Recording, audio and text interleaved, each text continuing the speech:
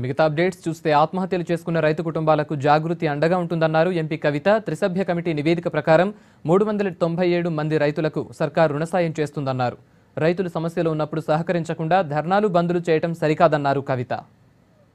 రైతుల ఆత్మహత్యలు అన్నవి మనందరినీ కూడా బాధించినటువంటి అంశం. రైతుల ఆత్మహత్య లాంటి సమస్యలు ఒక్క రోజులో వచ్చినాయి కాదు, ఓన్లీ మన వల్లనే వచ్చినాయి కాదు. కానీ ఈ ఆత్మహత్యలు జరగడం అన్నది మాత్రం అందరికీ బాధాకరంగా ఉంది. మరి ఈ ఆత్మహత్యల్ని మన ప్రభుత్వం ముఖ్యమంత్రి కేసీఆర్ గారి ఆధ్వర్యంలో రైతులకు దీర్ఘకాలిక ప్రణాళికతోని కొన్ని అంశాలను చేపట్టారు. అదేవిధంగా మీడియం టర్మ్ ఏమేం చేయాలో అవి చేస్తూ ఉన్నారు. తక్షణం చేయాల్సినటువంటి పనులను కూడా చేస్తూ ఉన్నారు. 60 సంవత్సరాలుగా మనకు వారసత్వంగా వచ్చినటువంటి ఎన్నో రకాల నిర్లక్ష్యం రైతుల్ని కాటేస్తున్నటువంటి సందర్భం.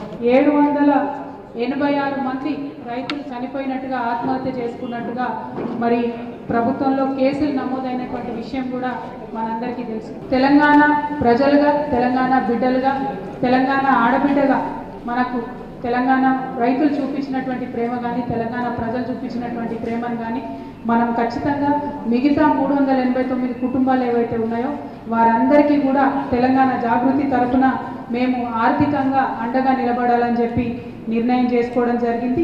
ఈ 389 మంది రైతు కుటుంబాలకు ప్రతి నెల కూడా 2500 రూపాయలు ఆర్థిక సహాయాన్ని వచ్చే 4 సంవత్సరాలు కూడా చేయాలన్నటువంటి నిర్ణయాన్ని మేము చేయడం జరిగింది.